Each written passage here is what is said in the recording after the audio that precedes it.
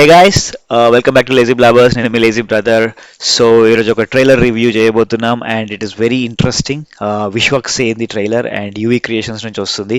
చాలా మంది ఎక్సైటెడ్ ఉన్నారు ఈ మూవీ కోసం. అఫ్ కోర్స్ నేను కూడా. So Vishwak Sen different kind of movies చేస్తున్నాడు. I'm appreciating it. అండ్ ఇది చూద్దాం, ఈ ట్రైలర్ చూసేసి మాట్లాడదాం.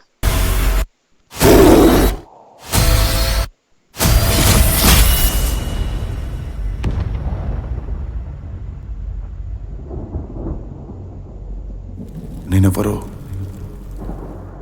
అసలు ఎక్కడి నుంచి వచ్చాను, నాకు ఈ సమస్య ఎప్పటి నుంచి ఉందో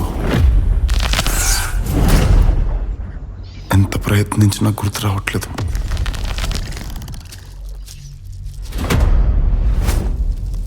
ఇక మా మేలు కోసం నువ్వు ఈ ఆశ్రమం వదిలిపెట్టిపోవాలి. తనకున్న సమస్యతో అసలు ఎక్కడికి వెళ్తాడు, ఎలా బ్రతుకుతాడు?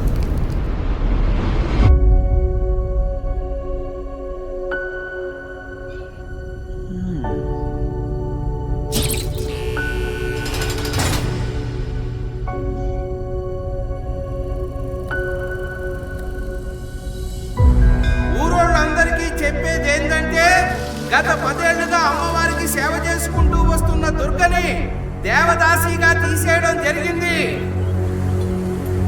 నువ్వు దుర్గ కూతురు కదా?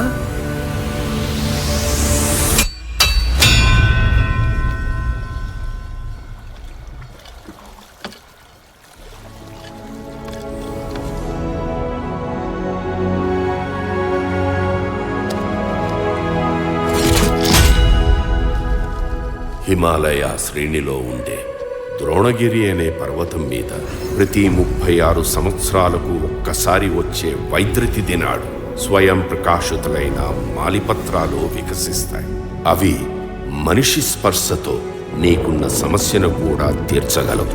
ఒకవేళ ఈ పక్షం దాటితే ఇంకో 36 సంవత్సరాల వరకు ఆగాలి.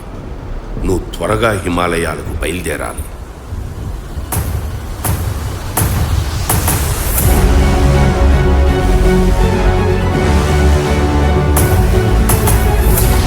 ఏ ప్రాబ్లం లేకుండా త్రివేణి చేరుకునే రూట్ నాకు తెలుసు. ఇక్కడ బతకలేను, నా వల్ల కాదు. నీ వల్ల నేను దొరికిపోవచ్చు. ఊరంతా చల్లగా ఉండాలంటే దేవదాసిని ఎలా తిరిగి తీసుకురావాలో చూడు. నన్ను ఇంకెప్పుడు వదిలేసి వెళ్ళకమ్మా. Ice has become dangerously thin up there. आपकी जान को खतरा हो सकता है.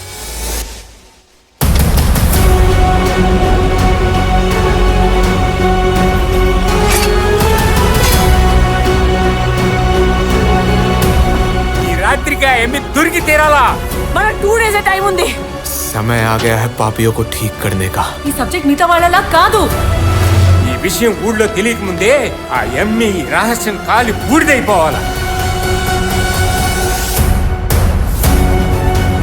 వాళ్ళ గాయాలకు నువ్వు బాధను మోస్తున్నావు.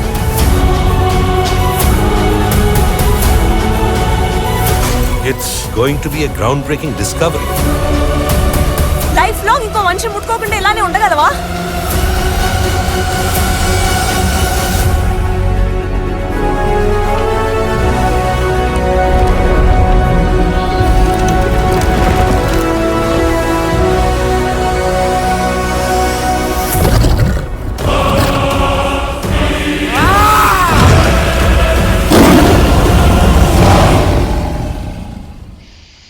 Wow, nice nice. అబ్బా, చాలా బాగుంది.